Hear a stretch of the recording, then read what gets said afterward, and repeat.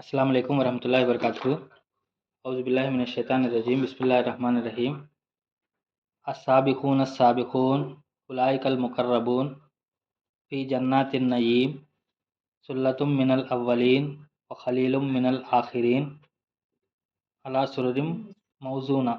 Rabbi इश्रह ली सदरी व यस्सिर ली अमरी वहलुल उक़्दतम मिन लिसानी यफ़क़हू क़ौली। रब्बि ज़िदनी इल्मा सुब्हानका ला इल्म लना इल्ला मा अल्लमतना इन्नका अंतल अलीमुल हकीम।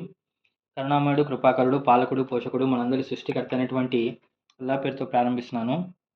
మిత్రులారా, మీ ముందు పఠించినటువంటి ఆయతులు ఏదైతే ఉన్నాయో సూరతుల్ వాకియా సూరా నెంబర్ 56 ఆయతులు 11 నుండి 15 వరకు. వాటి యొక్క భావం ఏమిటి అంటే, ఉలాయికల్ ముకర్రబూన్, అలాంటి వారే అల్లా సాన్నిధ్యాన్ని పొందుతారు. ఫీ జన్నాతిన్ నయీం, వారు సర్వ సుఖాలు గల స్వర్గవనాలలో ఉంటారు. సుల్లతుం మినల్ అవ్వలీన్, మొదటి తరాల వారి నుండి చాలామంది, ఒక ఖలీలుం మినల్ ఆఖిరీన్, మరియు తర్వాత తరాల వారి నుండి కొంతమంది. అలా సురురిం మౌజూనా, అల్లినటువంటి ఆసనాల మీద కూర్చొని ఉంటారు. ఇది వీటి యొక్క క్లుప్తమైనటువంటి భావము. దీని గురించి ఇన్షల్లా మరికొన్ని విషయాలు మనం తెలుసుకున్నటువంటి ప్రయత్నం చేద్దాం.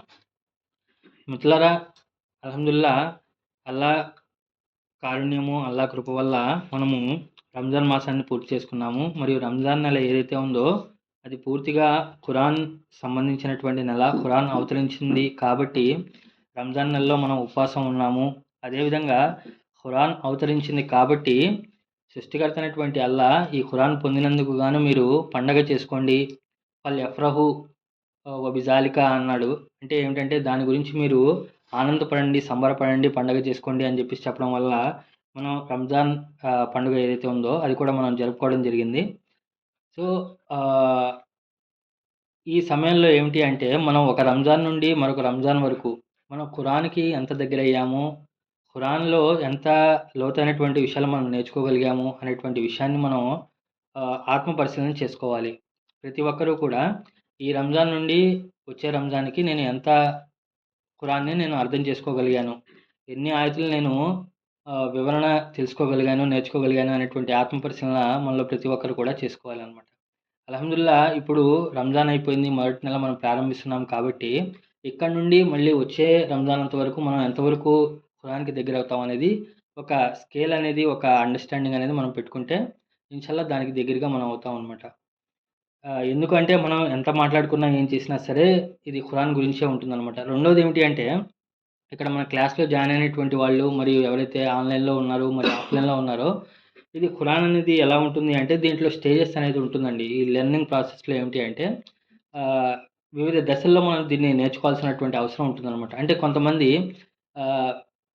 సాధారణ స్థితిలో అంటే అసలుగా ఖురాన్ నాలెడ్జ్ ఏమీ లేకుండా ఫస్ట్ టైం వింటున్నటువంటి వాళ్ళు ఉంటారు, లేకపోతే మొదటిగా ఇప్పుడిప్పుడే అవగాహన చేసుకున్నటువంటి వాళ్ళు ఉంటారు. దానికి సంబంధించినటువంటి కొన్ని విషయాలు మనం నేర్చుకోవాల్సినటువంటి ఉంటాయి. దాని తర్వాత కొంతమందికి ఆల్రెడీ ఖురాన్ జ్ఞానం ఉంది, ఆల్రెడీ మదర్సాల్లో చదివినటువంటి వాళ్ళు ఉన్నారు, లేకపోతే పెద్ద పెద్ద ఇస్తమాల్లో లేకపోతే వేరే చోట్ల నుండి ఖురాన్ నాలెడ్జ్ అనేది ఉంది. దాన్ని ఇంకా అభివృద్ధి చేసుకోవాలి, దాన్ని ఇంకా మెరుగుపరుచుకోవాలి. ఆ విధమైనటువంటి కేటగిరీ ఇంకోటి ఉందన్నమాట. ఇంకా దాని తర్వాత ఏంటంటే దానికన్నా అడ్వాన్స్డ్గా కొంచెం గ్రామర్ తెలిసినటువంటి వాళ్ళు ఉన్నారు, కొంచెం అరబిక్ లిటరేచర్ పైన, అరబిక్ టెర్మినాలజీ పైన, అరబిక్ పదాలపైన, అలాగే అరబిక్ గ్రామరు, సర్ఫ్, నహు మీద పట్టున్నటువంటి వాళ్ళు ఉన్నారు.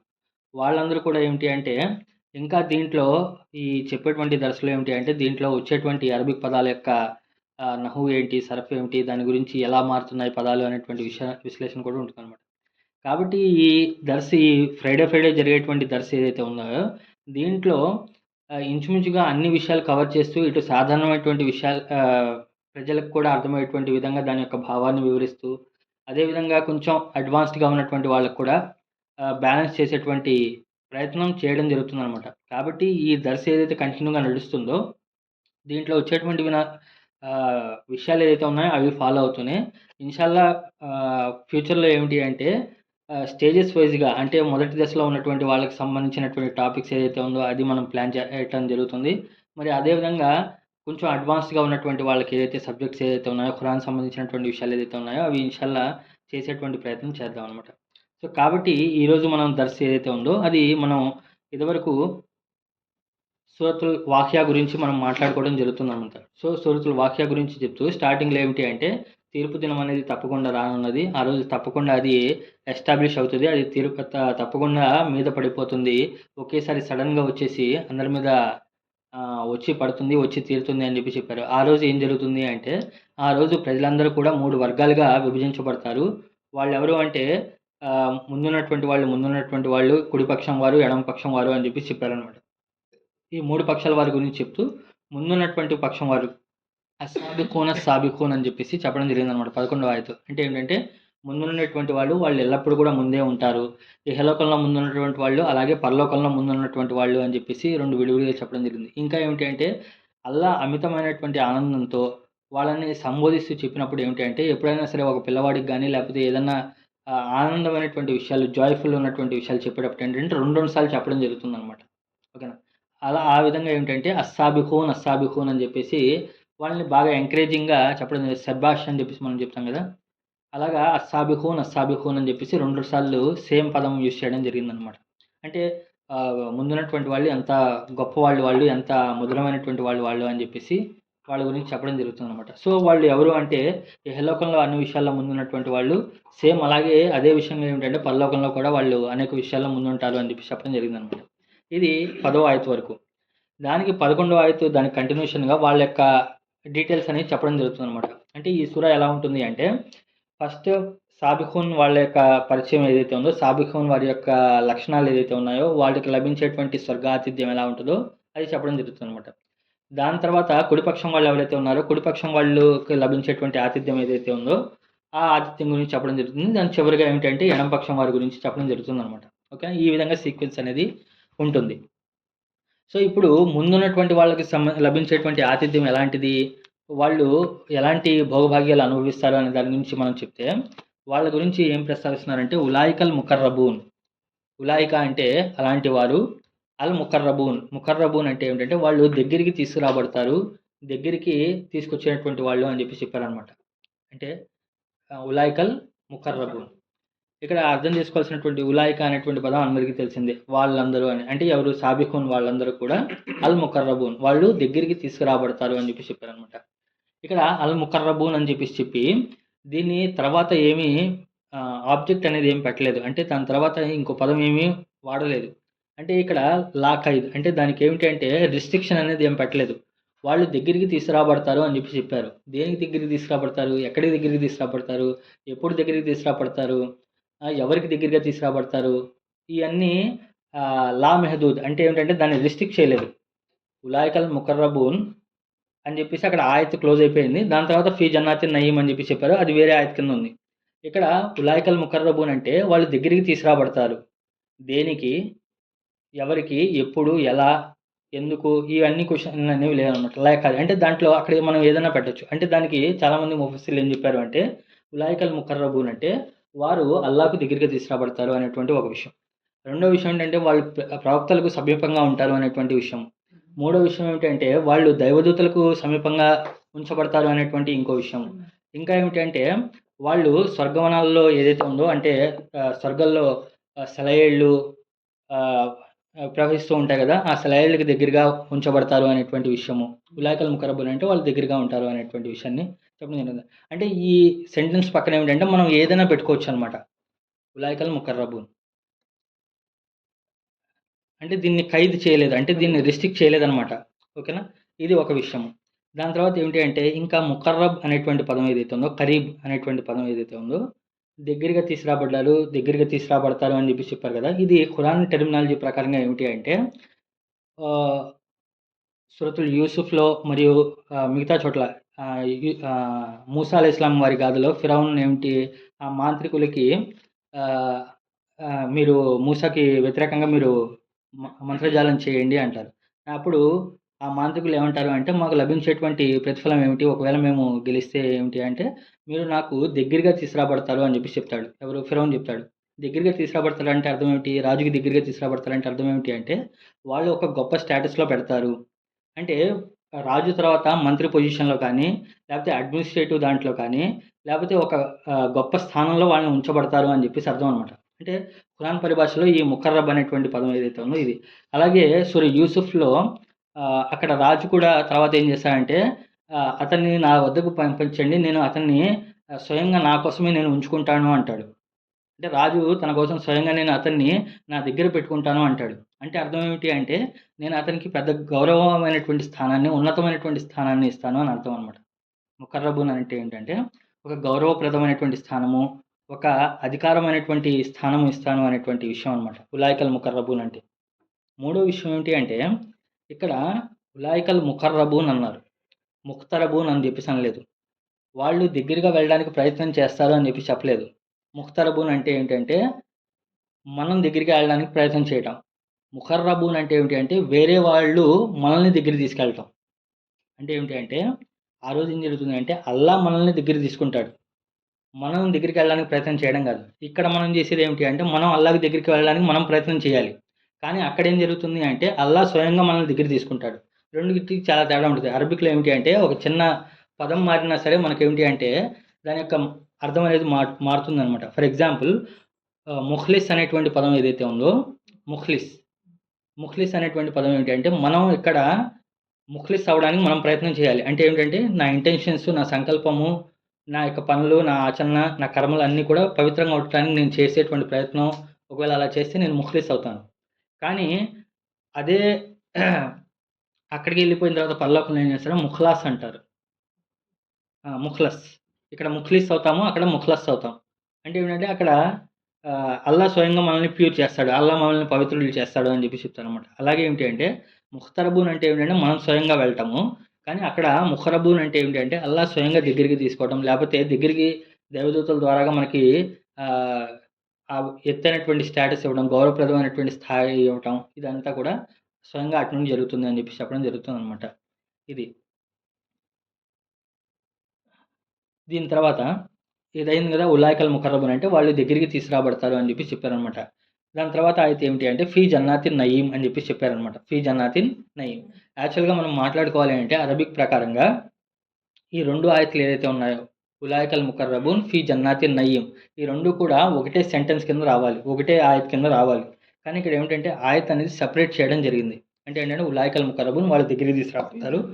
తర్వాత ఏమిటి అంటే ఫీ జన్నాతిన్ నయీం, తర్వాత వారు సౌకర్యవంతమైనటువంటి, విలాసవంతమైనటువంటి, సర్వసుఖాలు కలిగినటువంటి స్వర్గవనంలో ఉంటారు అని చెప్పేసి చెప్పడం జరుగుతుందనమాట.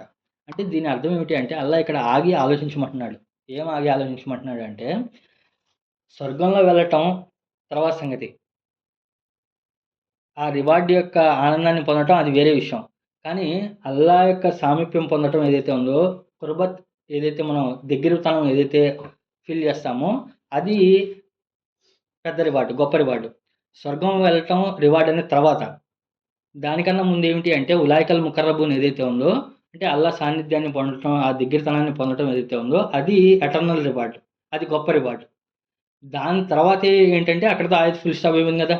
ఇప్పుడు ఈ ఫీ జన్నాతిన్ నయీం దగ్గరికి ఆలోచించకుండా అక్కడే ఉలాయికల్ ముకర్రబూన్ అన్నా సరే, వాళ్ళ దగ్గరికి తీసుకురాబడతారు అంటే అక్కడికి ఆగిపోయినా సరే అది గొప్ప రివార్డ్ అనమాట.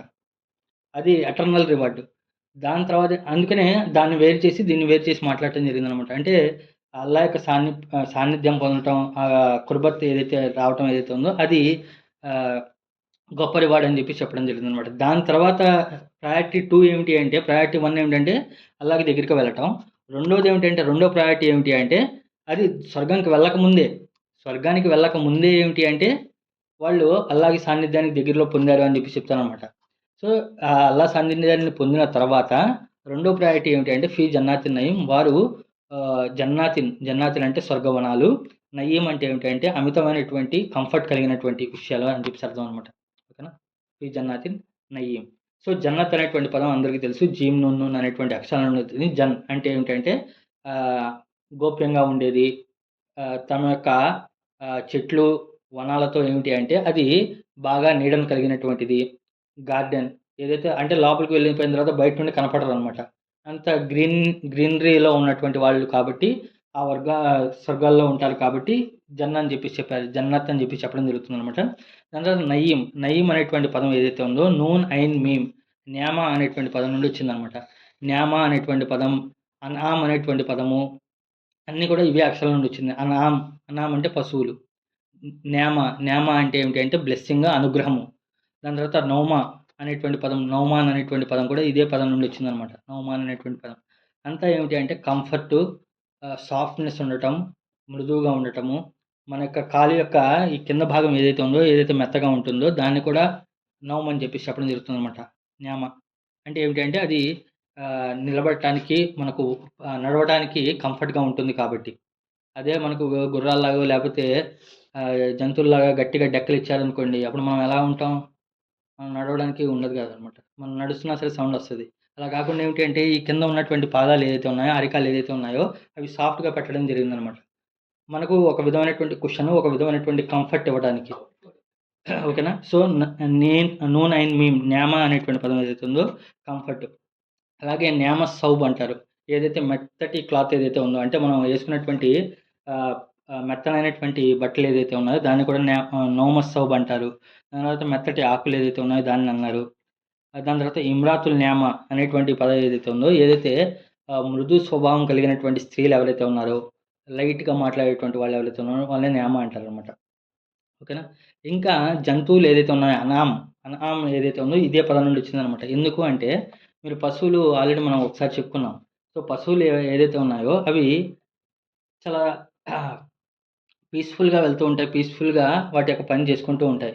మీరెప్పుడైనా గాబరాగా పరిగెత్తేటువంటి లేకపోతే గాబరాగా తినేటువంటి ఆహ్, ఆవుల్ని గాని లేపోతే గేదెలను గాని చూసారా? లేపోతే మొత్తం మేసేసిన తర్వాత ఇంటికెళ్ళేటప్పుడు గేదెలు గాని, ఆవులు గాని ఎలా వెళ్తాయి? చాలా ప్రశాంతంగా నడుచుకుంటూ వెళ్తాయి. అంత కంఫర్ట్‌లో అంత రిలాక్సింగ్‌గా వాళ్ళుంటాయి కాబట్టి వాళ్ళని అనామ్ అని చెప్పేసి చెప్పడం జరుగుతుందనమాట. ఇంకా ఏమిటి అంటే ఇంకా దీని యొక్క ఇంకో మీనింగ్ ఏమిటి అంటే ఎవరైతే పశువులు కలిగి ఉంటారో వాళ్ళు అనుగ్రహంలో ఉంటారు కాబట్టి పశువుల్ని ఏమిటంటే ఒక విధమైనటువంటి నేమ అన్నారనమాట. అనామ్ అంటే ఎవరైతే అతన్ని కలిగి ఉంటాడో అనామ్ అంటే ఏమిటి అంటే అది కలిగి ఉన్నటువంటి వాడికి కంఫర్ట్ ఇస్తది. అనుగ్రహం ఇస్తది కాబట్టి వాటిని అనామ్ అని చెప్పేసి చెప్పడం జరుగుతుందనమాట. ఇదంతా కూడా మీనింగ్స్. సో, కాబట్టి వాళ్ళందరూ కూడా ఏమిటి అంటే ఆహ్, స్వర్గవనాల్లో సౌకర్యవంతమైనటువంటి స్వర్గవనాల్లో ఉంటారు అని చెప్పేసి చెప్పారనమాట. సో, ఇది ఎవరి గురించి చెప్పడం జరుగుతుంది? ఎవరు ఈ సౌకర్యవంతమైనటువంటి స్వర్గవనాల్లో ఉండేది ఎవరు? అస్సాబిఖూనస్ సాబిఖూన్. ముందుండేటువంటి వాళ్ళు ఎల్లప్పుడూ ముందుండేటువంటి వాళ్ళనమాట. వాళ్ళ గురించి ఇదే ఎందుకు జెప్పారు? ఫీ జన్నాతిన్ ఖులూద్ అని జెప్పేసి చెప్పొచ్చు కదా! అంటే వాళ్ళు శాశ్వతమైనటువంటి స్వర్గంలో ఉంటారు అని జెప్పేసి చెప్పొచ్చు కదా! ఫీ జన్నాతిన్ ఖులూద్ శాశ్వతంగా ఉండేటువంటి స్వర్గంలో ఉంటారు అని జెప్పేసి చెప్పలా. ఫీ జన్నాతిన్ నయీమ్ అని జెప్పేసి చెప్పారనమాట. అంటే దాని అర్థం ఏంటి అంటే ఎవరైతే ముందుండేటువంటి వాళ్ళు ఎవరైతే ఉన్నారో అస్సాబిఖూన్ ఎవరైతే ఉన్నారో వాళ్ళు ఈ లోకంలో ఆ న్యామ ఏదైతే ఉన్నారో, న్యామాలో లేరిక్కడ. అంటే వాళ్ళు కంఫర్ట్‌లో లేరు. కంఫర్ట్ జోన్‌లో లేరు. ఇక్కడ వాళ్ళ జీవితం ఏదైతే ఉందో స్ట్రగుల్‌లో ఉంది. ఇక్కడ వాళ్ళ జీవితం ఏదైతే ఉందో సాబిఖూన్ ఎవరైతే ఉన్నారో, ముందుండేటువంటి వాళ్ళు ప్రతి పనిలో ముందుండేటువంటి వాళ్ళు ఎవరైతే ఉన్నారో, వాళ్ళ యొక్క లైఫు ఈ లోకంలో ఏమిటి అంటే అది అనుకున్నంత సౌకర్యవంతంగా లేదు. కష్టాలు. దాని తర్వాత ధర్మం స్థాపన కోసం వాళ్ళు పడినటువంటి ఇబ్బందులు ఏదైతే ఉన్నాయో అది ఇక్కడ ఈ లైఫ్‌లో. దానికి కాంట్రాస్ట్‌గా ఏమిటంటే దానికి వ్యతిరేకంగా ఏమిటి అంటే పరలోకంలో ఏమిటంటే వాళ్ళు పూర్తి రిలాక్సింగ్‌గా, పూర్తి కంఫర్ట్‌లో వాళ్ళక్కడ ఉండటం జరుగుతుందనమాట. వేరే వాళ్ళ గురించి ఇది చెప్పలా. వేరే వాళ్ళ గురించి వేరే విధంగా చెప్పారు. అంటే ఏంటంటే వాళ్ళు ఈ లోకంలో సౌకర్యాలు త్యజించారు కాబట్టి, ఆ లోకంలో పరలోకంలో వాళ్ళకి ఆ సౌకర్యాలనేది అందించడం జరుగుతుంది అని చెప్పేసి చెప్పడం జరుగుతుందనమాట. అంటే ఇక్కడ ఖురాన్‌లో ఏదైనా ఒక పదం వచ్చినా, లేపోతే ఏదైనా ఒక డిస్క్రిప్షన్ వచ్చినా, లేపోతే ఏదన్నా విషయం ఒక స్పెసిఫిక్ వర్గానికి అనుగ్రహం ఇస్తున్నారు అంటే, దానికి అర్థం ఏమిటి అంటే, వాళ్ళిక్కడ ఏది మిస్ చేస్తున్నారో వాళ్ళకి ఆ రివార్డ్ అనేది అక్కడ లభిస్తుంది అని అర్థం అనమాట. ఒకవేళ వాళ్ళిక్కడ ఏదైతే తప్పిదం చేస్తున్నారో దానికి తగినంత పనిష్మెంట్ అనేది అక్కడ లభిస్తుంది అనేటువంటి విషయంలో చెప్తాననమాట. అంటే ఇక్కడ ఏమిటంటే ఫీ జన్నాతిన్ నయీమే అనేది ఎందుకు వాడాలి? ఇంకా చాలా ఉన్నాయి గదా! వేరే పదాలు మనం ఏదైనా ఫీ జన్నాతిన్ తహతిహల్ అన్హారు, ఖాలిదీన ఫీహా ఇలాంటి పదాలు చాలా చోట్ల వస్తాయి. కానీ అవన్నీ రాకుండా ఇక్కడ ఫీ జన్నాతిన్ నయీమ్ అంటే ఏంటంటే, వాళ్ళు ఎప్పుడు కూడా కంఫర్ట్‌లో ఉండాలి. లేపోతే ఇది చేయాలి అని జెప్పేసి లేదనమాట. వాళ్ళేమిటంటే ఎప్పుడు కూడా ఇక్కడ రిలాక్స్ అవ్వలేదు వాళ్ళు. ఇక్కడ ఫ్రీగా తీసుకోలేదు. ఇక్కడ కంఫర్ట్ లేదు వాళ్ళకి. కానీ ఆ లైఫ్‌లో ఏమిటంటే వాళ్ళకి ఫుల్ కంఫర్ట్ ఉంటుంది. వాళ్ళక్కడ ఫుల్‌గా రిలాక్స్ అయిపోతారు అని జెప్పేసి అంటున్నారనమాట. ఇక్కడ ఇంకో విషయం ఏమిటి అంటే, ఇప్పుడు ఉలాయికల్ ముకర్రబూన్ అన్నారు. ఉలాయికల్ ముకర్రబూన్ ఫీ జన్నాతిన్ నయీమ్. ఉలాయికల్ ముకర్రబూన్ అంటే వాళ్ళు దైవానికి దగ్గరగా ఉంటారు. దైవ సాన్నిధ్యంలో దగ్గరగా ఉంటారు అన్నారనమాట. ఇహలోకంలో ఏమవుతుంది అంటే, ఈ లోకంలో ఎవరైతే అల్లాకి దగ్గరగా ఉంటారో, లేకపోతే అల్లా సాన్నిధ్యానికి దగ్గరగా అవ్వాలని ప్రయత్నం చేస్తూ ఉంటారో, వారిపై బాధ్యతలు పెరిగిపోతూ ఉంటాయి. అంటే ఇంట్లో హక్కులు నెరవేర్చాలి, సమాజంలో హక్కులు నెరవేర్చాలి, పని దగ్గర హక్కులు నెరవేర్చాలి, అందరితో బ్యాలెన్స్ చేసుకొని ఎక్కడ దొరకకుండా, ఎక్కడ తప్పిదం చేయకుండా ఆ! చాలా ప్రశాంతంగా చేసుకుంటూ ఉండాలి. ఇక్కడ రెస్పాన్సిబిలిటీ పెరిగిపోద్ది. అల్లా సాన్నిధ్యం దగ్గరికి వెళ్ళాలి అంటే, సరే నేను ధర్మం పని ఒకటే చేసుకుంటూ వెళ్తాను. ఈ విషయంలో నేను బాగుంటాను. మిగతా అన్ని విషయాలు నేను ఆహ్, తక్కువలో ఉంటాను అనడానికి ఉండదు కదా! ఎవరైతే ముకర్రబున్ ఎవరైతే ఉన్నారో, ఎవరైతే అల్లా సాన్నిధ్యం దగ్గరగా ఉన్నటువంటి వాళ్ళు ఉన్నారో, ప్రతి విషయంలో కూడా వాళ్ళకేమవుతుంది? రెస్పాన్సిబిలిటీ అనేది పెరిగిపోతుంటాయా? తగ్గిపోతుంటాయా? పెరిగిపోతూ ఉంటాయి. సో, ఇప్పుడు వాళ్ళు రెస్పాన్సిబిలిటీస్ అనేవి ఇక్కడ పెరుగుతూ ఉంటాయి. కానీ అక్కడికి వెళ్ళిన తర్వాత ఏమవుతాయంటే, అమ్మో! అక్కడ అల్లా సాన్నిధ్యంకి వెళ్తే మళ్ళీ అక్కడ రెస్పాన్సిబిలిటీస్ పెరిగిపోతాయేమో, లేపోతే అక్కడ మళ్ళీ చాలా అటెన్షన్‌గా నుంచోవాలేమో, లేపోతే చాలా ఆహ్, స్ట్రిక్ట్‌గా ఉండాలేమో అనేటువంటి అపోహ అవసరం లేదు. ఫీ జన్నాతిన్ నయీం ఏంటంటే, వాళ్ళు అక్కడ చాలా రిలాక్సింగ్‌గా ఉంటారు. ఇక్కడ ఎంతైతే బాధ్యత ఏదైతే ఉన్నాయో, అక్కడికెళ్ళేపాటికి ఏంటంటే అంత రిలాక్సింగ్‌గా ఉంటారనమాట. అంత క్యాజువల్‌గా అయిపోతారు. క్యాజువల్ అయిపోతారు. ఇక్కడేమో చాలా మనం అందుకే చెప్తాం గదా! ఒక హదీస్ ఉంటుంది. అద్దున్యా సిజ్నుల్ మోమినిన్ వ జన్నతుల్ లిల్ కాఫిరీన్ అంటారు. అంటే ఒక విశ్వాసికి ఇహలోకం ఎలా ఉంటుంది అంటే ఒక ఖైదీఖానాలాగా, ఒక బందీఖానాలాగా ఉంటుందనమాట. ఒక జైల్‌లాగా ఉంటుంది అని చెప్పి చెప్పడం జరుగుతుందనమాట. కానీ అక్కడికి వెళ్ళిన తర్వాత ఏమైతుంది ఫుల్ రిలాక్సింగ్ అయిపోతుందనమాట. దీన్ని ఎలా అర్థం చేసుకోవచ్చు అంటే ఇప్పుడు చూడండి. ఇదే పదం ఏదైతే ఉందో ముకర్రబ్ అనేటువంటి పదం లేకపోతే కరీబ్ అనేటువంటి పదము దైవదూతలకు కూడా వాడటం జరిగింది.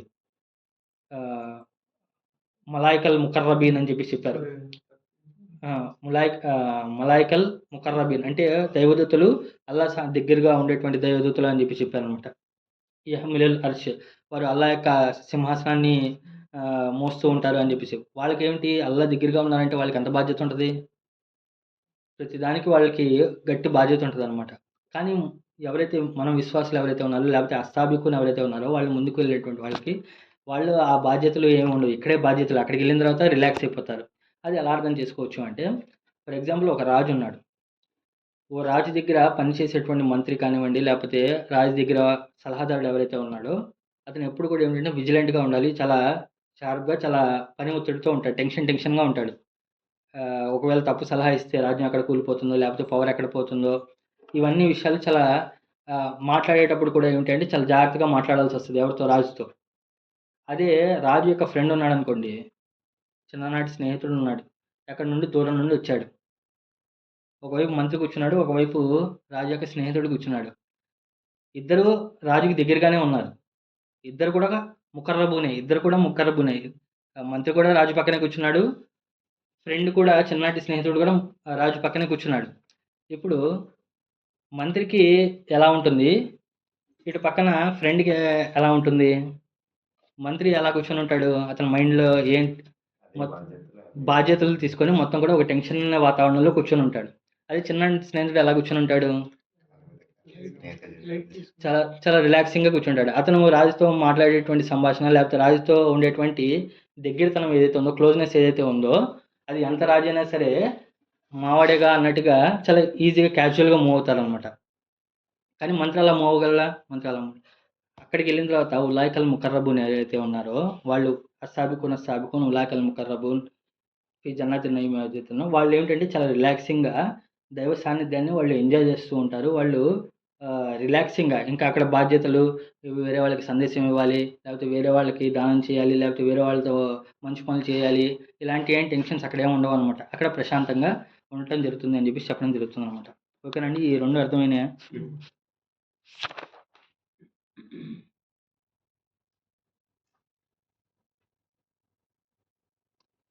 దాని తర్వాత 13వ ఆయతు సుల్లతుం మినల్ అవ్వలీన్ వ ఖలీలుం మినల్ ఆఖిరీన్. ఈ 2 ఆయతులు కలిపి ఒకసారి మనం చదువుకోవాలి. సుల్లతుం మినల్ అవ్వలీన్ మొదటి తరాల వారిలో నుండి చాలామంది, వ ఖలీలుం మినల్ ఆఖిరీన్ మరియు తర్వాత తరాల వారిలో నుండి కొంతమంది. సుల్లతున్ అంటే అనేటువంటి పదానికి అర్థం చూసినట్టే సే లాం లాం అనేటువంటి అక్షరం నుండి సే లాం లాం అనేటువంటి అక్షరం నుండి వచ్చింది. సుల్లా అంటే ఏమిటి అంటే ఏదైతే గొర్రెల మంద లేకపోతే ఒక పెద్ద గుంపు ఏదైతే ఉందో, పెద్ద సమూహం ఏదైతే ఉందో, గొర్రెల సమూహం ఏదైతే ఉందో దాన్ని ఆహ్, ఆ పదంతో యూజ్ చేయడం జరుగుతుందనమాట. దాని తర్వాత ఏమిటి అంటే, ఏదైతే గుప్పడి పట్టుకోగానే జుట్టు అందుతుందో, అంటే ఆ గొర్రెలకి మనం ఇలా పట్టుకోంగానే వచ్చేటువంటి ఆహ్, ఊలు, ఉన్ని ఏదైతే ఉందో దాన్ని సుల్లా అనేటువంటి పదంతో యూజ్ చేయడం జరుగుతుందనమాట. యాక్చువల్‌గా ఏంటంటే ఈ సేలాం లాం సుల్లతున్ అనేటువంటి పదం ఏదైతే ఉందో అది చాలా పెద్ద సంఖ్య, ఎక్కువ మంది అనేటువంటి అర్థం రాదు. కానీ ఏమిటి అంటే ఇక్కడ మీనింగ్ ఏమిటి అంటే దాని తర్వాత ఉన్నటువంటి ఖలీలం అనేటువంటి పదం వచ్చింది కాబట్టి ఖలీలన్ అంటే తక్కువ. ఖలీల్ అంటే తక్కువ ఉంది కాబట్టి దానికి ఆపోజిట్ మీనింగ్ సుల్లతున్ అంటే ఎక్కువ మంది అని చెప్పేసి చెప్పడం జరుగుతుంది. కానీ సుల్లతున్ అనేటువంటి పదానికి ఎక్కువ తక్కువతో సంబంధం లేదు. ఒక గుంపు, ఒక గ్రూప్, ఒక బంచ్, ఒక గుప్పెడు అని చెప్పేసి అర్థం అనమాట. ఓకేనా? అంటే ఇక్కడ అరబిక్‌లో గాని లేకపోతే ఏదైనా లాంగ్వేజ్‌లో మీనింగ్ ఎలా వస్తుంది అంటే 2 మీనింగ్స్ ఉంటాయండి. ఒకటి డిక్షనరీకి సంబంధించినటువంటి మీనింగ్ ఒకటుంటుంది. రెండోది సందర్భాలను బట్టి వచ్చేటువంటి మీనింగ్ ఇంకోటుంటది. కాంటెక్స్ట్‌ని బట్టి ఒక మీనింగ్ వస్తది. రెండోది డిక్షనరీ మీనింగ్ ఒకటుంటుందనమాట. ఓకేనా? మనం ఎప్పుడు కూడా ఏమిటి అంటే కాంటెక్స్ట్‌ని బట్టి మీనింగ్ తీసుకోవాల్సొస్తుందనమాట. ఇక్కడ రెండో ఆయతలో ఏముంది అంటే ఖలీలుం మినల్ ఆఖరిన్. రెండో తరాల వాళ్ళు, చివరి తరాల వాళ్ళ నుండి తక్కువ మంది అన్నారు. ఇక్కడ తక్కువ మంది ఉన్నారు అంటే అర్థం ఏమిటి? అక్కడ పైన ఎక్కువ మంది అని అర్థం.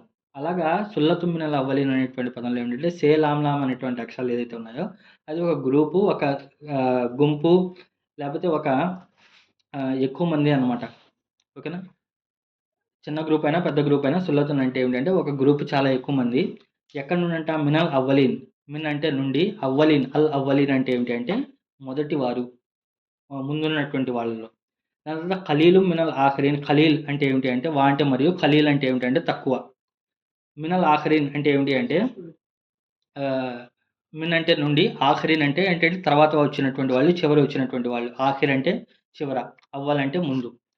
సో, దీనికి ఇక్కడ ముఫస్సిల్‌కి చాలా క్వెషన్స్ వచ్చినాయన్నమాట ఇక్కడ. ఏంటి ఆ క్వెషన్స్ అంటే, ముందున్నటువంటి వాళ్ళెవరు? చివరున్నటువంటి వాళ్ళెవరు? అంటే ఈ అనంత కాల విశ్వంలో ముందు ఎవరు, చివర ఎవరు అనేది ఎవరు డిసైడ్ జేస్తారు? మనం ఇక్కడ ఉన్నామనుకోండి, ఫస్ట్ వచ్చిన వాళ్ళు, లాస్ట్ వచ్చిన వాళ్ళు అంటే మన జీవితంలో ఎవడు ముందు వస్తాడు ముందు, తర్వాత వచ్చినోడు తర్వాత అనుకుంటాము. కానీ ఇక్కడ ఈ డిఫరెన్షియేషన్ ఎవరు చేస్తారు? ఎక్కడికి ముందు, ఎక్కడికి ఆఖరి అనేది ఒక క్వెషన్ మార్క్ అనమాట. దాని తర్వాత ఎందుకు వాళ్ళు ఎక్కువ సంఖ్యలో ఉన్నారు, ఎక్కువ తర్వాత వాళ్ళు తక్కువ సంఖ్యలో ఉన్నారు అనేటువంటిది ఒక క్వెషను. అంటే సులతం మినల్ అవ్వలీన్. ముందు తరాల వాళ్ళు ఎక్కువ మంది, తర్వాత తరాల వాళ్ళు తక్కువ మంది అన్నారు కదా! అక్కడ ఎందుకు ఎక్కువ సంఖ్య మంది ఉన్నారు, ఇక్కడ ఎందుకు తక్కువ మంది ఉన్నారు అనేటి ఈ మామూలుగా క్వెషన్స్ అనమాట. సాధారణంగా జనరల్‌గానండి. దీనికి చాలా రకాల అనేటువంటి 3 ఒపీనియన్స్ ఉన్నాయి. మెయిన్‌గా చాలా ఉన్నాయి. కానీ దాంట్లో 3 మనం అర్థం చేసుకోవచ్చనమాట. ఒకటేంటి అంటే సుల్లతుం మినల్ అవ్వలీన్. మొదటి తరాల వాళ్ళ నుండి చాలామంది అని చెప్పేసి అన్నారనమాట. మొదటి తరాల వాళ్ళు అంటే ఆదం అలైహిస్సలాం దగ్గర నుండి ప్రవక్త ముహమ్మద్ సల్లల్లాహు అలైహి వసల్లం వారి దగ్గర దాకా ఎంతమందైతే జాతుల వారొచ్చారో వాళ్ళందరిలో ఉన్నటువంటి ప్రజలు అవ్వలీన్ అంటే. ఆఖరీన్ అంటే ఏమిటి అంటే ప్రవక్త ముహమ్మద్ సల్లల్లాహు అలైహి వసల్లం వారి తర్వాత వచ్చేటువంటి వాళ్ళందరూ కూడా ఆఖరీన్. సో, ఇప్పుడు ప్రవక్త ముహమ్మద్ సల్లల్లాహు అలైహి వసల్లం వారు ఒక్కళ్ళే ఉన్నారు కాబట్టి ఆయన ఉమ్మత్‌లో ఉండేటువంటి ప్రజలందరూ కూడా తక్కువ మందుంటారు. ముందు నుండి ఉన్నటువంటి ఆదం అలైహిస్సలాం దగ్గర నుండి ఎంతమంది ప్రవక్తలున్నారు? 1,24,000 మంది ప్రవక్తలున్నారు. దానికన్నా ఇంకా ఎక్కువున్నారు. కుల్లు ఖౌమిన్ హాద్, కుల్లు అజ్లిన్ కితాబ్ అన్నారు. అంటే ప్రతి జాతికి ఒక ప్రవక్త ఉన్నాడు. ప్రతి వర్గానికి ఒక గ్రంథం ఉంది. ప్రతి వర్గానికి ఒక లికుల్లి ఖౌమిన్ హాద్. ప్రతి ఒక్క వర్గానికి మార్గదర్శకుడు ఉన్నాడు అని చెప్పి చెప్పారు. అంటే అంతమంది ప్రవక్తల్లో ఉన్నటువంటి వాళ్ళందరి సంఖ్య ఏమైపోతది? అంతమంది ప్రజల సంఖ్య ఏమైపోతుంది? చాలా మందుంటారు కదా! వాళ్ళు చాలా మందుంటారు. ఎవరితో కంపేర్ చేస్తే? ప్రవక్త ముహమ్మద్ సల్లల్లాహు అలైహి వసల్లం వారితో కంపేర్ చేస్తే. అంటే ఏమిటంటే ఈయన ఒకటే ప్రవక్త, ఒకటే గ్రంథము, ఒకటే ఉమ్మత్తు. అక్కడ అనేక మంది ప్రవక్తలు, అనేక జాతులు, దాని తర్వాత అనేక గ్రంథాలు అవన్నీ ఉన్నారనమాట. ఈ విధంగా ఒక డిఫరెన్స్ అనేది చేశారనమాట. ఇది మామూలుగా ఏంటంటే ఖలీలు మినల్ ఆఖరీన్ అన్నారు. చివరి దాంట్లో తక్కువ మంది ఉన్నారు కదా! అంటే ఇది ఒక అవమానం కదా! అని చెప్పేసి అనుకోవాల్సిన అవసరం లేదు. ఇక్కడ ఏమిటి అంటే అల్లాహ్ తరాజు పెట్టి వాళ్ళందరినీ ఒక స్కేల్‌లో పెట్టాడు. వాళ్ళందరినీ తరాజుకు ఒకవైపు పెట్టాడు. రెండో వైపు ఏమిటి అంటే ప్రవక్త ముహమ్మద్ సల్లల్లాహు అలైహి వసల్లం వారి యొక్క ఉమ్మత్ మొత్తాన్ని పెట్టడం జరిగిందనమాట. ఇది గౌరవార్థమా? లేకపోతే అవమానకరమా? ఖలీలం మినల్ ఆఖరీన్ అంటే తక్కువ మందున్నారు చివరి ప్రవక్త అంటే, చివరి దాంట్లో అంటే ఒక విధమైనటువంటి గౌరవం అని చెప్పేసి అనుకోవాలి. అంటే వాళ్ళందరినీ ఒక స్కేల్‌లో పెట్టి, ఇక్కడ వైపు వాళ్ళని ఒక సెపరేట్ స్కేల్‌లో పెట్టారు అని చెప్పేసి ఇది ఒక బైఫర్కేషన్ అనమాట. రెండోది కూడా ఇంచుమించు ఇదే విషయం చెప్పడం జరిగిందనమాట. ఏంటంటే రెండవ అభిప్రాయం ఏమిటి అంటే పూర్వపు ప్రవక్తలు వాళ్ళందరూ కూడా అవ్వలీన్ కింద వస్తారు. ప్రవక్త ముహమ్మద్ సల్లాహం వారు ఆఖరీన్ కింద వస్తారు అని చెప్పి చెప్పారనమాట. సో పూర్వపు గ్రంథాలు ఏదైతే ఉన్నాయో అవన్నీ కూడా అవ్వలీన్ కితాబుల్ అవ్వలీన్ కిందకి వెళ్ళిపోతాయి. ఆఖరీన్ అంటే ఏమిటి అంటే ఖురాన్ ఏదైతే ఆఖరి గ్రంథం ఏదైతే ఉందో ఆఖరి గ్రంథం దాన్ని ఫాలో అయ్యేటువంటి వాళ్ళందరూ కూడా అంటే అవ్వలేను అంటే 2 ఇంచుమించు సేమ్. అక్కడ ఏమిటి అంటే ప్రజలు అని చెప్పేసి చెప్పారు. ఫస్ట్ దాంట్లో ఏమిటంటే ప్రజలు అంతమంది ప్రజలు అన్నారు. తర్వాత ఉమ్మతి మొహమ్మదీలలో ఉండేటువంటి ప్రజలు. రెండవ అభిప్రాయం ఏమిటి అంటే పూర్వపు ప్రవక్తలు అని చెప్పేసి చెప్పారు. దాని తర్వాత ప్రవక్త ముహమ్మద్ సల్లల్లాహు అలైహి వారు ఆఖరి ప్రవక్త అని చెప్పేసి చెప్పడం జరుగుతుందనమాట. ఇది రెండో విషయం. ఓకేనా? కానీ ఏమిటంటే ఈ ప్రవక్తల విషయం ఏంటి అంటే ఇక్కడ అవ్వలీన్, ఆఖరీన్ అని చెప్పేసి అన్నారు గానీ ఇక్కడ ప్రవక్తల ప్రస్తావన ఎక్కడ రాలేదు కాబట్టి ఈ అభిప్రాయం ఏదైతే ఉందో అవ్వలీన్, ఆఖరీన్‌లో ప్రవక్తల అనేటువంటి విషయం చాలా వీక్ అని చెప్పేసి వాళ్ళే చెప్పడం జరిగిందనమాట. దాని తర్వాత మూడవ అభిప్రాయం ఏమిటి అంటే అవ్వలీన్ అనేటువంటి పదము మరియు ఆఖరీన్ అనేటువంటి పదం ఏదైతే ఉందో అవ్వలీన్ అంటే ఏమిటి అంటే ప్రవక్త ముహమ్మద్ సల్లల్లాహు అలైహి వసల్లం అంటే ఖురాన్ దగ్గర నుండి మనం ఆలోచించుకుంటే మొట్టమొదటి సహాబాలు ఎవరైతే ఉన్నారో ఆ సహాబాలు అవ్వలీను. దాని తర్వాత ఎవరైతే ప్రజలు ఎవరైతే ఉన్నారో వాళ్ళందరూ ఆఖరీను. అంటే ఫస్ట్ ఎర్లీ సహాబాలు ఏవైతే ఉన్నారో ప్రవక్త గారి కాలంలో ఉన్నటువంటి సహాబాలు తాబేయిన్లు, తాబేయిన్లు ఎవరైతే ఉన్నారో వాళ్ళందరూ కూడా అవ్వలీన్ కిందకు వస్తారు. దాని తర్వాత ఉమ్మతే మహమ్మదియా ఎవరైతే ఉన్నారో వాళ్ళందరూ కూడా ఆఖరీన్ కింద వస్తారు అని చెప్పేసి చెప్పడం జరుగుతుందనమాట. ఇది మూడవ అభిప్రాయం అనమాట. సో ఇది అనుకున్నప్పుడు అవ్వలీన్‌లో ఎక్కువ మంది ఉండాలి. సుల్లతుం మినల్ అవ్వలీన్ వ ఖలీలుం మినల్ ఆఖరీన్. అంటే ప్రవక్త ముహమ్మద్ సల్లల్లాహు అలైహి వారు ఉన్నప్పుడు ఆ సహాబాలు వాళ్ళందరూ ఎంతమంది? సాధారణంగా అయితే చాలా తక్కువ మంది. తర్వాత ఇప్పుడు ప్రళయం దాకా వచ్చేటువంటి వాళ్ళందరూ కూడా ఎక్కువ మంది అవుతారు కదా! ఎక్కువ మంది అవుతారు కదా! మరి అలాంటప్పుడు ఈ స్కేల్ మారిపోతుంది కదా! అంటే ముందున్నటువంటి వాళ్ళలో ఎక్కువ మంది ఉండాలి. తర్వాత వచ్చేటువంటి వాళ్ళలో తక్కువ మంది ఉండాలి అన్నారు. కానీ దీన్ని ఎలా అర్థం చేసుకోవాలి అంటే పర్సెంటేజ్ తీశారనమాట. అప్పుడున్నటువంటి ప్రజలు ఎంతమంది? అంటే ప్రవక్త ముహమ్మద్ సల్లల్లాహు అలైహి వసల్లం వారు జన్మించిన కాలంలో ఉన్నటువంటి జనాభా ఎంతమంది? పూర్తి పాపులేషన్ ఎంతమంది? అంటే 20,000,000 పీపుల్ అనమాట. 20,000,000 పీపుల్ ఉన్నారు. దాంట్లో ఎంతమందైతే విశ్వాసం స్వీకరించారో దాంట్లో ఎంతమందైతే దాదాపుగా 1,00,000 మంది దాని తర్వాత ఇంకా అదనంగా చాలామంది అంటే కేవలం హజ్‌కి చివరి హజ్‌కి టైంకి వచ్చేపాటికి 1,00,000 మంది వచ్చేసారు. ఓకేనా? ఇంకా దాని తర్వాత ఇంకా చాలామంది సహాబాలు వాళ్ళందరూ వచ్చారనమాట. కానీ ఈరోజు ప్రపంచ జనాభా ఎంత? దాదాపుగా 750,00,00,000 మంది. కానీ ఈరోజు సాబికున్‌లో ఉన్నటువంటి వాళ్ళ సంఖ్య ఎంతమంది? ముస్లింల సంఖ్య తీసి, ముస్లింల సంఖ్యలో మళ్ళీ సాబికున్ల సంఖ్య తీస్తే ఎంతమందున్నారు? ఆ విధంగా కంపేర్ చేస్తే ముందు తరాల వాళ్ళలో సాబిఖూన్ చేసేటువంటి వాళ్ళు చాలామందున్నారు. ఒక అబూబకర్ సిద్దిక్ కానివ్వండి, లేకపోతే ఒక ఉమర్ గారు కానివ్వండి, ఒక ఉస్మాన్ గారు కానివ్వండి, లేకపోతే సహాబాలు ఒక్కొక్కళ్ళు వాళ్ళు చేసినటువంటి త్యాగాలు చూస్తే వాళ్ళందరూ సబకత్ చూసినట్లయితే, ఆ రోజు కాలంలో ఉన్నటువంటి ఉన్న 313 మందిలో అక్కడ ఉన్నదే జనాభా ఆ రోజు కాలంలో ముస్లిం జనాభా 50 మంది అనుకుంటే, ఆ 313 మంది వచ్చేసారు. వాళ్ళందరూ సబకునేగా. ఈరోజు మనం కోట్ల మంది ఉన్నాం. దాదాపు 20,00,00,000 మంది, 50,00,00,000 మంది మన జనాభా ఉన్నాం. ఎంతమంది బయటికి రాగలం? ఇండియాలోనే 20,00,00,000 మంది ఉన్నారు. ఎంతమంది ముందుకొస్తారు? ఆ! పర్సెంటేజ్ తీస్తే ఆ రోజు ఉన్న జనాభాలో 100% వాళ్ళు యుద్ధానికొచ్చేసారు. ఈరోజు జనాభాలో ఎంతమంది ముందుకు వెళ్ళడానికి ఉంటారు? ఈ కంపారిజన్‌తో ఏమిటంటే సుల్లతుం మినల్ అవ్వలిన్ ముందు తరాల వాళ్ళలో అనేక మంది ఉన్నారు. సబకత్ చేసేటువంటి వాళ్ళు. అంటే ముందుండేటువంటి వాళ్ళు. తర్వాత తరాల వాళ్ళలో నుండి ముందు ఉండేటువంటి వాళ్ళు చాలా తక్కువ మంది ఉన్నారు అని చెప్పేసి చెప్పడం జరుగుతుందనమాట. అంటే సాబిఖూన్ ఎవరైతే ఫ్రంట్ ఉన్నటువంటి వాళ్ళు. ఇలా సాబిఖూన్ అంటే ముందున్నటువంటి వాళ్ళు ఎక్కువ, తక్కువ అనేటువంటి పదం. దాని తర్వాత మరి ఇప్పుడు కూడా ముస్లింలు ఉన్నాం కదండీ! మనం కూడా విశ్వాసం తీసుకున్నాము. మనం కూడా ఏదో కింద మీద పడుతున్నాం కదండీ! మరి మన యొక్క పేరు లేదా అంటే ఇలాంటి వాళ్ళ పేర్లు ఎక్కడొచ్చేసినాయి అంటే కుడి చేతి పక్షం వాళ్ళ దాంట్లో వచ్చేసినాయనమాట.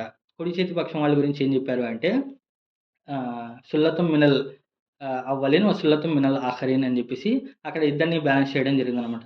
చాలామంది మొదటి తరం వారిలో, చాలామంది తర్వాత తరం వాళ్ళలో అంటే ఈ బ్యాచ్ అంతా కూడా ఏదైతే ఉన్నాయో తర్వాత తరం వాళ్ళలో కుడి చేతి పక్షం వాళ్ళలో వచ్చేయడం జరిగిందనమాట. కాబట్టి అల్లా మీకు నాకు మనందరికీ కూడా ఏమిటంటే సాబిఖూన్‌లో ఉండేటువంటి భాగ్యాన్ని మనందరికి కూడా అల్లా ప్రసాదించాలి. ఆమీన్. ఓకేనా? సో, ఇది కంపారిజన్ ఏమిటి అంటే, పర్సెంటేజ్ ప్రకారంగా కంపేర్ చేస్తే, అక్కడ ఉన్నటువంటి వాళ్ళు ఏమిటి అంటే, చాలా ఎక్కువ మంది ఉంటారనమాట. ఇక్కడ ఉన్నటువంటి పర్సెంటేజ్ చాలా తక్కువ మంది ఉంటారు అని చెప్పేసి చెప్పడం జరుగుతుందనమాట. ఇది. సో వీళ్ళందరూ ఎక్కడ ఉంటారంట అంటే అలా సురురిం మౌజూనా, అలా సురురిం మౌజూనా. సో అలా అంటే పైన, సురురిన్ అంటే ఏమిటి అంటే ఏదైతే ఆసనం ఏదైతే ఉందో, లేకపోతే సోఫా ఏదైతే ఉందో, లేకపోతే ఆనుకొని కూర్చోటువంటి దాన్ని గద్దె అంటారు కదా! గద్దె లేకపోతే సోఫా ఏదైతే ఉందో దాన్ని సురురు అని చెప్పి చెప్పడం జరుగుతుందనమాట. సీన్ రేరే అనేటువంటి అక్షరాల నుండి వచ్చింది. మౌజూనా అనేటువంటి పదం చూసినట్లయితే మౌజూనా అంటే ఏమిటి అంటే సాధారణంగా వజన్ వావ్ జే నూన్ అనేటువంటి అక్షరాల నుండి వచ్చిందనమాట. వజన్ అనేటువంటి అక్షరాల నుండి.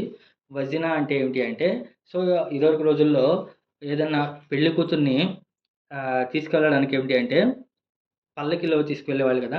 ఆ పల్లకి ఏమిటి అంటే పడిపోకుండా ఉండటానికి ఉన్నటువంటి పల్లకిని నవారుతో బాగా టైట్‌గా కట్టేవాళ్ళనమాట.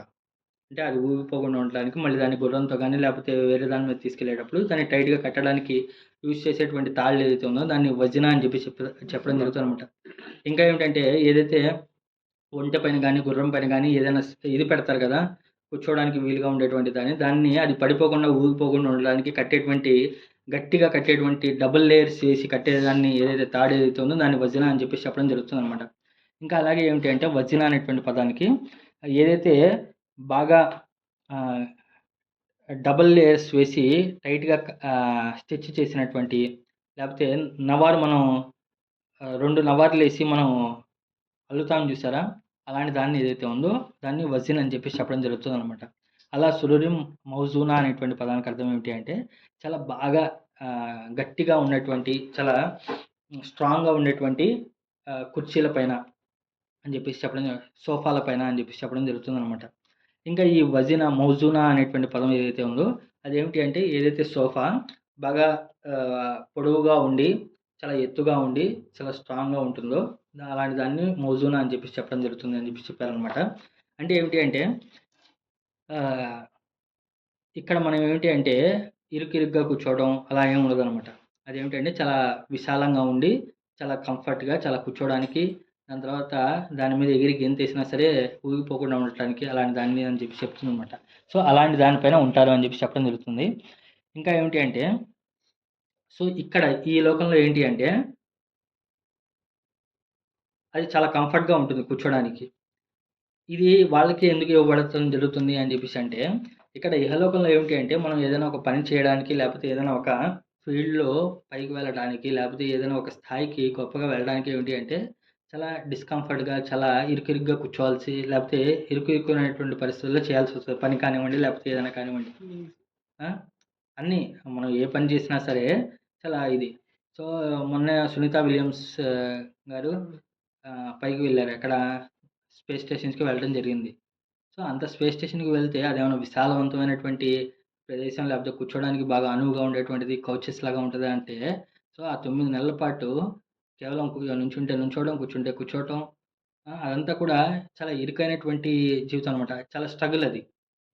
ఓకేనా? అది మామూలు స్ట్రగులా చెప్పండి?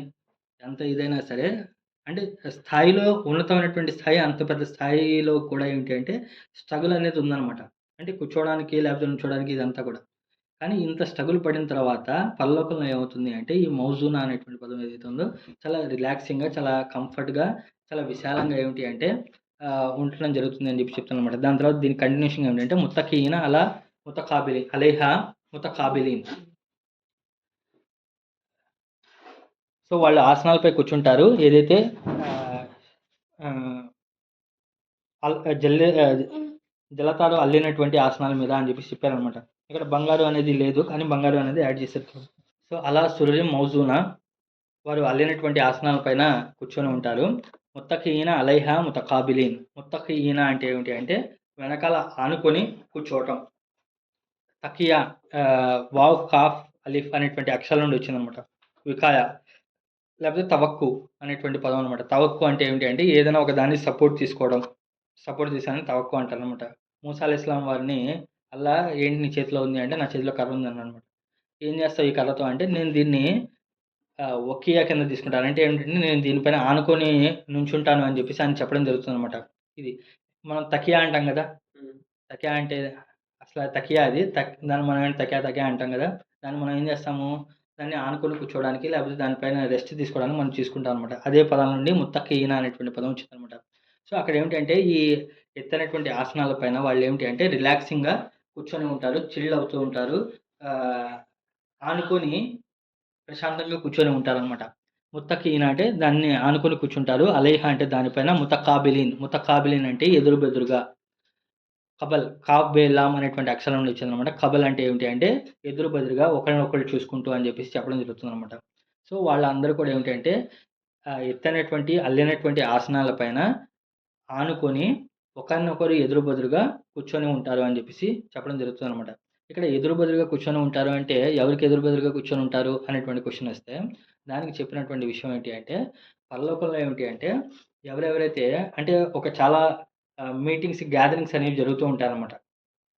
అంటే ఏమిటంటే, సో, ఇప్పుడు ఎదురు బెదురుగా మీటింగ్ అవుతూ ఉంటారంటే, ఇక్కడ ఎవరైతే ఫ్రెండ్స్ ఎవరైతే ఉన్నారో, ఫ్రెండ్స్ ఇక్కడ ఎలాగైతే రిలాక్సింగ్ మోడ్‌లో కూర్చొని ఉంటారో, విందు ఆరగిస్తూ రిలాక్స్ అవుతూ ఉంటారు. అలాగే ఏమిటంటే, వాళ్ళు ఒకళ్ళకొకళ్ళు ఎదురు బెదురుగా కూర్చొని రిలాక్స్ అవుతూ ఉంటారు అనేది ఒక మీనింగ్ అనమాట.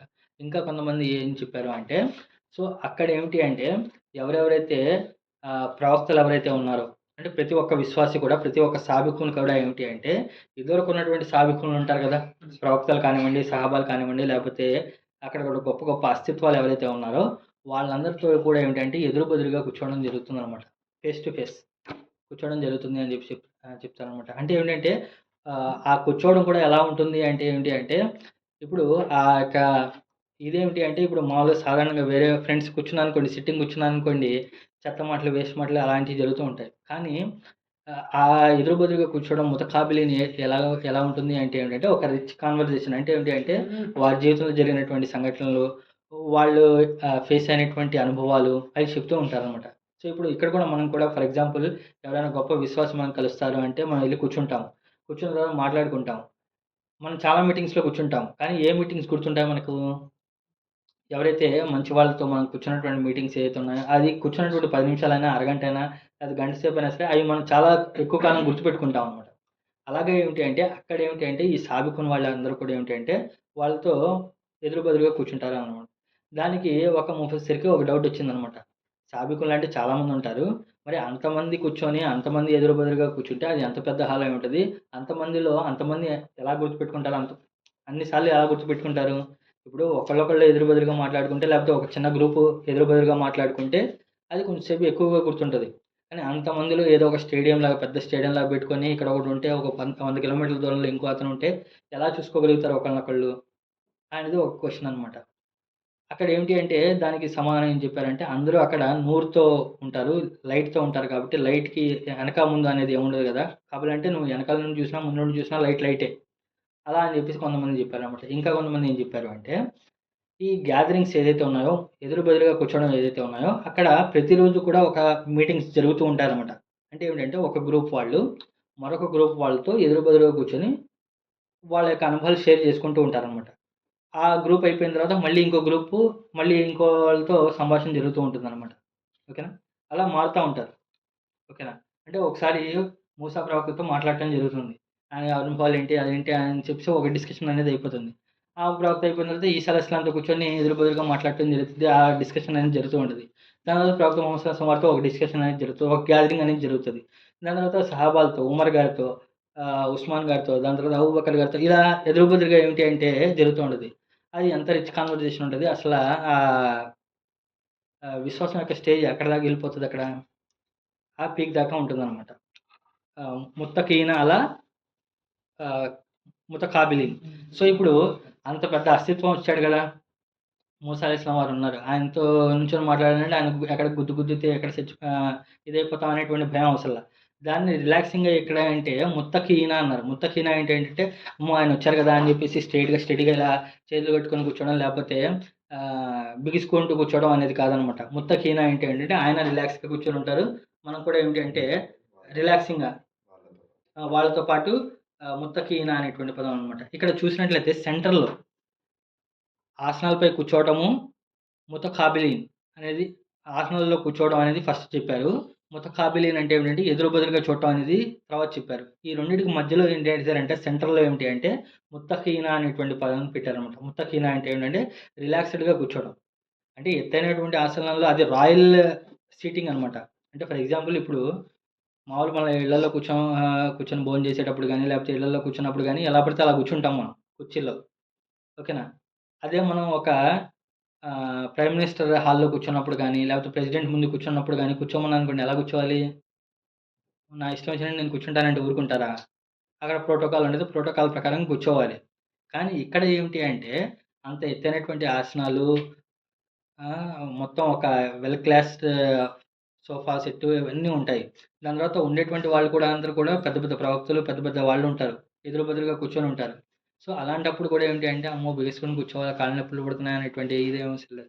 ముత్తకీన అంటే ఏంటంటే, ఇక్కడ మధ్యలో రిలాక్సింగ్‌గా ఉంటారు. వాళ్ళు చాలా కూల్‌గా ఉంటారు. ఎనకాల ఆనుకొని కూర్చొనుంటారు అని చెప్పేసి ఇక్కడ చెప్పడం జరుగుతుందనమాట. ముత్తకీన అలా ముతకాబిలీన్. సో, వాళ్ళు ఆనుకొని కూర్చొని ఉంటారు. అలైహా దానిపైన అంటే ఆ ఆసనాల పైన, ఆ సోఫాల పైన ముతకాబిలీన్ అంటే ఒకరికొకరికి ఎదురు బెదురుగా. సో, ఇది.